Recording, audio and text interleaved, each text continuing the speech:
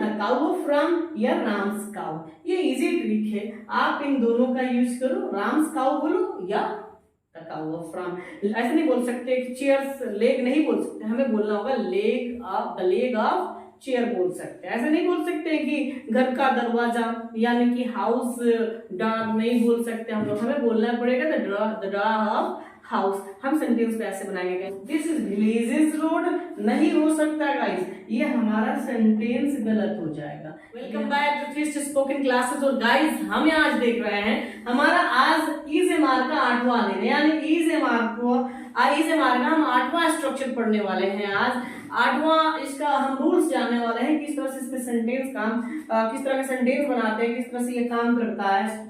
आप देख पा रहे हैं हमने 3 रूल्स लिखा हुआ है, नंबर 1, 2 और 3। आपने देखा last noun plus of plus first noun, ये आपने देख लिया। दूसरा कह रहा है कि लिविंग थिंग्स और नॉन लिविंग थिंग्स के साथ दोनों के साथ स्ट्रक्चर यूज हो सकता है, जो कि है subject plus is am are plus noun plus preposition plus noun. और तीसरा हमारा जो ओनली वन लिविंग थिंग्स के साथ लागू होता है, नॉन लिविंग में इसका यूज नहीं हो सकता। वो स्ट्रक्चर आपको यहाँ दिख रहा होगा, subject plus is am are plus noun plus apostrophe S plus noun. तो गाइस ये हमारा 3 स्ट्रक्चर हो गया।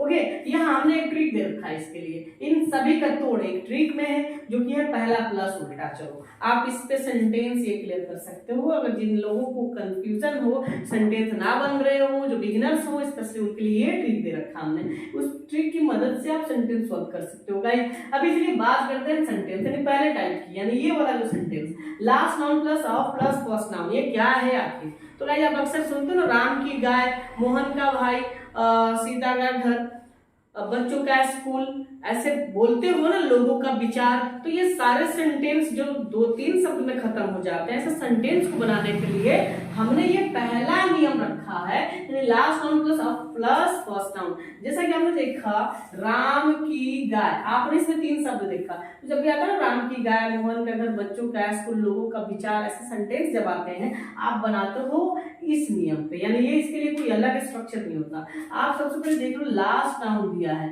यानी लास्ट नाउन आपको चुनना है। इसमें 2 ही नाम है, राम और गाय, लास्ट में कौन आया है गाय, तो आप लिखोगे the cow.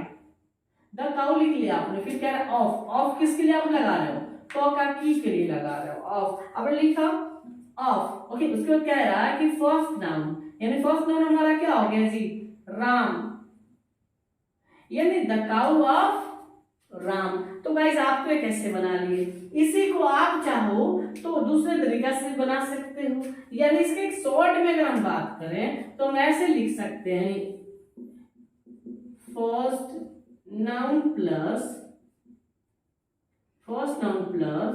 Apostrophe S plus last noun.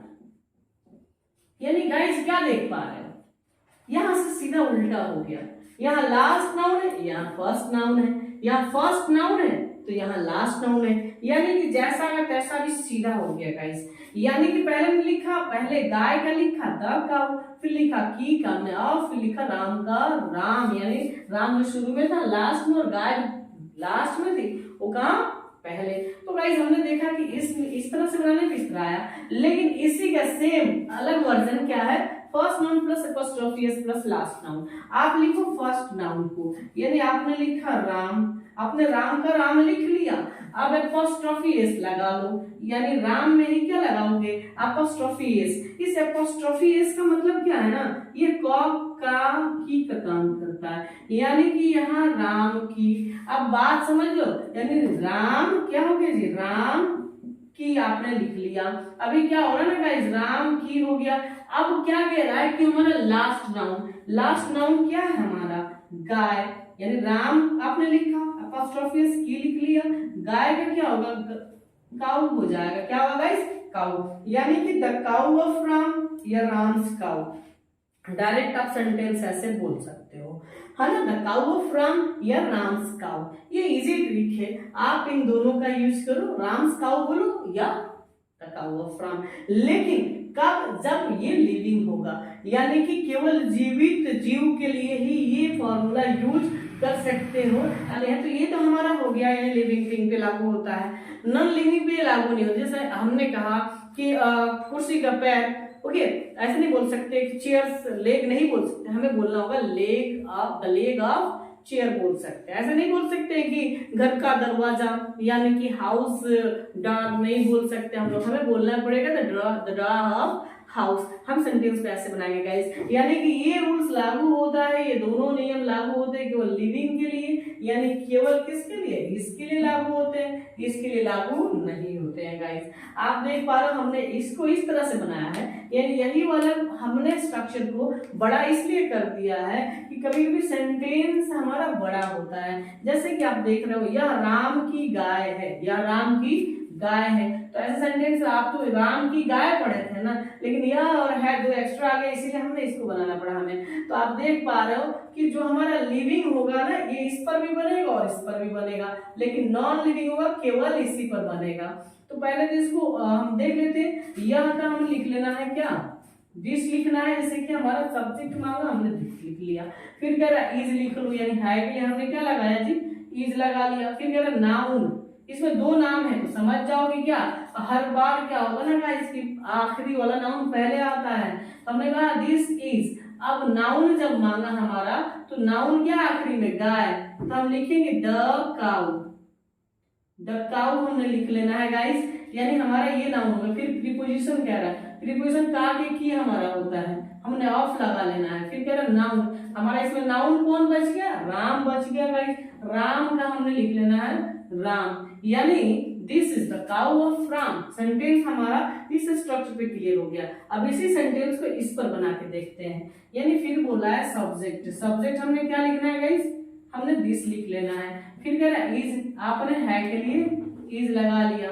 फिर कह रहा है नाउन, अब इस बार देखो क्या है, जब एपोस्ट्रोफी एस लगा के बनाना है ना तो पहले तो देखना है कि ये लिविंग है कि नॉन लिविंग है, अगर लिविंग है तभी इस पे बनेगा एपोस्ट्रोफी वाला, तो नहीं तो नहीं बनेगा, है ना। तो आप एपोस्ट्रोफी देख लो, लगाना है तो आप क्या करोगे ना, तो शुरू से ही चलना है आपको, यानी कि नाउन जो पहले है उसी को, यानी राम का हमें राम ही लिखना है, और इसी में आपको एपोस्ट्रोफी एस, जब भी एपोस्ट्रोफी एस जोड़ना हो ना तो आप पहले वाले ही नाउन को लोगे, और एपोस्ट्रोफी के बाद वाले नाउन जो बच गया बाद में, यानी काऊ हमारा लास्ट में आ जाएगा। दिस इज राम्स काऊ, यानी गाइस आप इस पे बनाओ या इस पे बनाओ, दोनों पे हमारा सेंटेंस क्लियर हो जाएगा, है ना। This is the cow of Ram या दिस इज राम्स काऊ, यानी सिंपल है, लेकिन ये केवल लिविंग थिंग्स के लिए यूज होगा, नॉन लिविंग के लिए वो चीज नहीं है गाइस। अभी चलिए एक लास्ट वाला एग्जांपल हम लोग लेते हैं, है ना। जैसे हम संडे ले लेते हैं, जैसे यह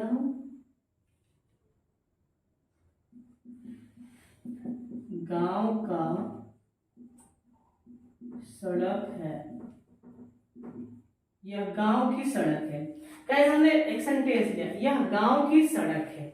आप इसको चाहो तो इस पे बनाने के लिए बना सकते हो, लेकिन इस पे चाहो तो बनेगा क्या, नहीं बना तो दोगे, लेकिन सेंटेंस हमारा इनकरेक्ट हो जाएगा, क्योंकि ये रूल्स लागू होता है केवल लिविंग पे, है ना, और नॉन लिविंग पे, दोनों पे, लेकिन ये केवल होता है ये केवल होता है लिविंग पे गाइस, यानी ये लिविंग और नॉन लिविंग दोनों के लिए है, और ये केवल लिविंग के लिए, यानी जीवित जीव की बात हो ना तो ये लग सकता है और ये भी लग सकता है, लेकिन नॉन लिविंग की बात हो तो केवल यही लग सकता है, ये नहीं लगेगा। आप चाहो तो इसको बनाओगे, पहले क्या लिखोगे, दिस आपने लिख लिया, फिर आपको लिख लेना है इज, फिर कह रहा है नाउन यानी बाद वाला नाउन, तो क्या कह रहा है सड़क, आप बोलोगे द रोड, आपने क्या कहा जी द रोड, उसका क्या कह रहा है प्रीपोजिशन आपने लेना है ऑफ, और फिर क्या कह रहा है गाइस गांव, यानी नाउन है ना हमारा, तो गांव का क्या हो जाएगा विलेज, यानी कि क्या हो गया जी, यानी this is the road of village, यानी यह गांव की सड़क है, this is the road of village. तो गाइस हमारा ये बन गया, आप चाहोगे कि इस पे बना दे, आप बना रहे हो by the way, this is आपने बनाया, फिर लिखा यहाँ है ना विलेज, अब एपोस्ट्रोफी एस लगाते हो, फिर लिखते हो क्या रोड। अब आप पढ़ो इसको, दिस इज विलेजेस रोड नहीं हो सकता गाइस, ये हमारा सेंटेंस गलत हो जाएगा, ये हमारा सही है। तो उम्मीद करते हैं आपको ये तीन ही सेंटेंस के माध्यम से पूरा स्ट्रक्चर समझ आ रहा होगा गाइस, क्योंकि वीडियो काफी लंबी हो जाएगी अगर हम ज्यादा एग्जांपल देने लगे तो, है ना। इसलिए हम चाहते हैं कि आपको 2-3 एग्जांपल के माध्यम से ही समझा दें। अगर आपको और इससे रिलेटेड सेंटेंसेस चाहिए होते हैं, आप कमेंट करके बोलो, आपको और वीडियो स्पेशली आपको प्रैक्टिस के लिए दे दिए जाएंगे, आप प्रैक्टिस कर सकते हो। तो गाइस उम्मीद करते हैं आपको अगर वीडियो अच्छी लगी हो तो आप प्लीज वीडियो को लाइक करना, और जो लोग इस चैनल पे नए हैं वे लोग इस चैनल को पहले सब्सक्राइब कर लें और बेल आइकन दबा लें ताकि सबसे पहले आपके पास नोटिफिकेशन जाए। और हाँ, जो लोग वीडियो पहले वाले जो भी आप क्लास का छूट गया है इजेएमआर से रिलेटेड, क्योंकि ये 8वां इजेएमआर का यूज हम पढ़ रहे हैं, इससे पहले 7 यूजेस जो हमारे छूटे हुए हैं गाइस, हमें उसको क्या करना है ना, पीछे जाकर के देख लेना, प्लेलिस्ट में आपको मिल जाएगा टोटल, और आप वहां से स्टडी करते हो स्टेप वाइज। और उम्मीद करते हैं इजेएमआर आप कंप्लीट करो, वर्ड्स और आपका कंप्लीट ऐसे ही हो जाएगा गाइस, और उसके बाद आप चाहो तो अंग्रेजी बोल सकते हो।